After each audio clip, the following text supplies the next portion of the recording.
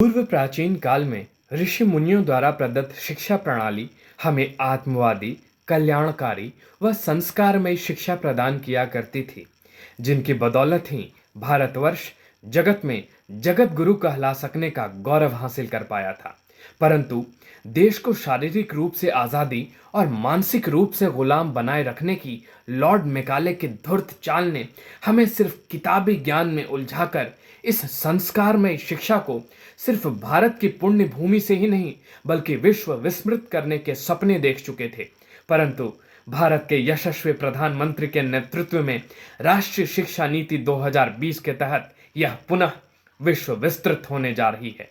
राष्ट्रीय शिक्षा नीति 2020 के माध्यम से वीणा के साथ वाणी और विवेक का समन्वय स्थापित कर वर्णा नाम अर्थ संघा नाम रसा नाम छंद सामपि मंगला नाम च कर्तारव वंदे वाणी विनायकों को सा विद्या या विमुक्त से जोड़ भारतीय शिक्षा प्रणाली की खोई गरिमा प्राप्त कराने का सार्थक प्रयास है।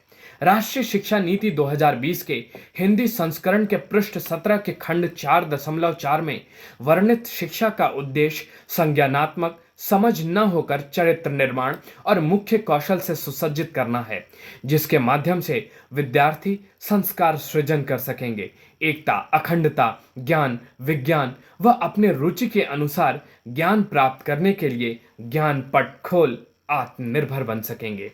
यूं तो वर्ष 1968, 1986, 1992 तथा एनसीएफ 2005 के माध्यम से देश की शिक्षा नीति में विभिन्न आयोगों द्वारा व्यापक सुधार हुए, परंतु राष्ट्रीय शिक्षा नीति 2020 शिक्षा में बदलाव लाएगी, क्योंकि इसमें कक्षाओं के 5 जोड़ 3 जोड़ 3 जोड़ 4 में विभाजन के अतिरिक्त परंपरागत शिक्षा, योग और प्राकृतिक चिकित्सा, तकनीकी शिक्षा, भाषा, कला और संस्कृति का संवर्धन, सभी के लिए गुणवत्तापूर्ण शिक्षा के लिए समान अवसर, क्षेत्रीय भाषा, हिंदी भाषा, संस्कृत भाषा एवं रुचिकर अन्य भाषाओं की प्राथमिकता रहेगी। ऐसी शिक्षा से आर्थिक विषमताएं मिटेंगी और समता के दीप जलेंगे। शिक्षा के क्षेत्र में आज की तरक्की प्रतिभाओं की तस्करी कर रहा है। प्रतिभाएं देश से पलायन हो रही हैं।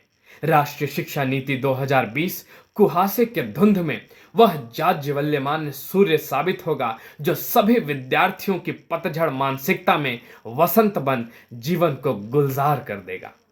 नन्हे मुन्ने बच्चों के लिए राष्ट्रीय शिक्षा नीति 2020 के भाग 1 के खंड 1.2 के अनुसार बाल्यावस्था में खेल आधारित, गतिविधि आधारित, खोज आधारित शिक्षा को शामिल किया गया है, जिसका परिणाम होगा कि बस्ते की बोझ से निजात मिलेगी और विद्यालय जाने के समय बच्चों के पेट में अचानक उठने वाली लाइलाज पेट दर्द भी छूमंतर हो जाएगा।